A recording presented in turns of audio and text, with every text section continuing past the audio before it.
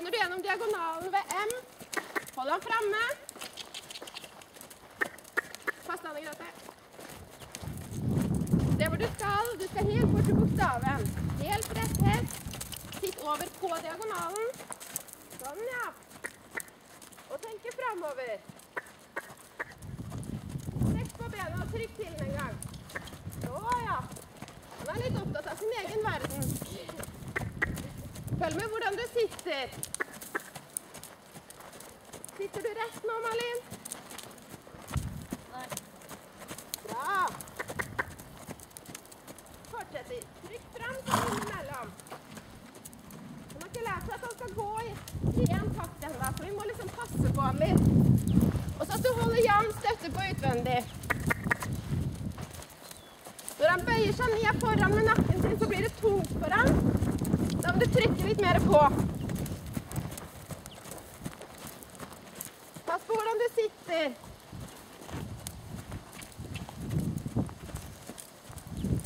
Bra. Aldri noe tettere enn han går nå. Ok. Det er en fin takt, men det går egentlig litt for sakte, for han er ikke sterk nok til å gå der. Bra, der er fint tempo.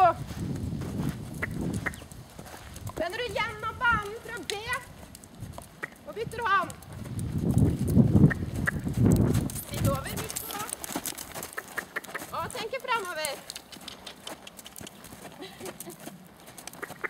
Du må hele tiden være litt foran han og tenke at du skal vise han vei. For han kan ikke det her. Nei. Tenker fremover.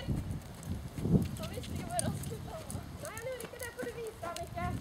Bare følg firkanten og tenker fremover. Så, ja. Strekk på bena dine. Ja, hold støtte på utvendig og tenker fremover. Mer frem. Så, ja. Du må ikke smarte så mange ganger i rad. Kanskje bare 2 sånn. Det er bare for å forsterke den skjenkeren din. Frem. Så, ja. Løft opp hendene dine litt. Sånn, ja. Da blir det sånn du sitter tilbake i salen. Bra. Gjennom diagonalen. Ja, ja, fortsett, det er bra. Sitt over.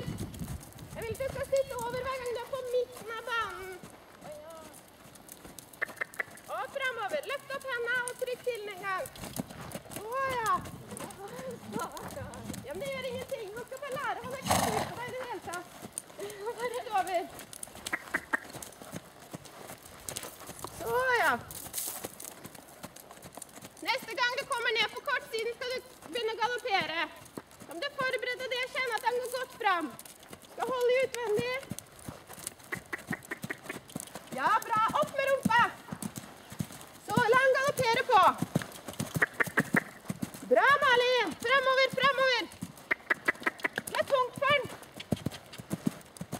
Bra. Bryter deg til trav. Og kjenn at han går frem i traven. Ja. Pass på hvordan du sitter.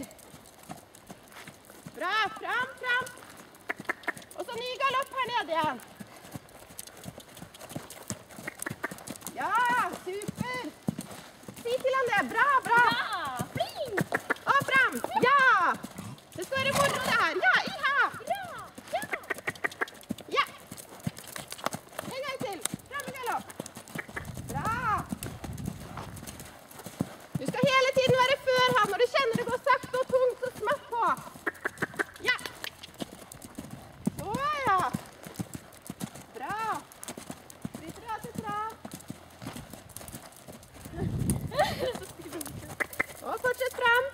Gjennom diagonalen ved H. Pass deg, Grete. Og frem.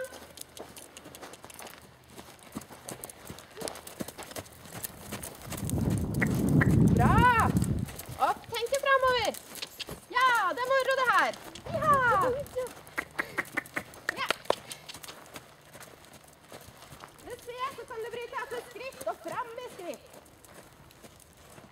Super overgang. Kjempebra. La han få litt bitte litt, så skal du få galoppere på den hånda her også.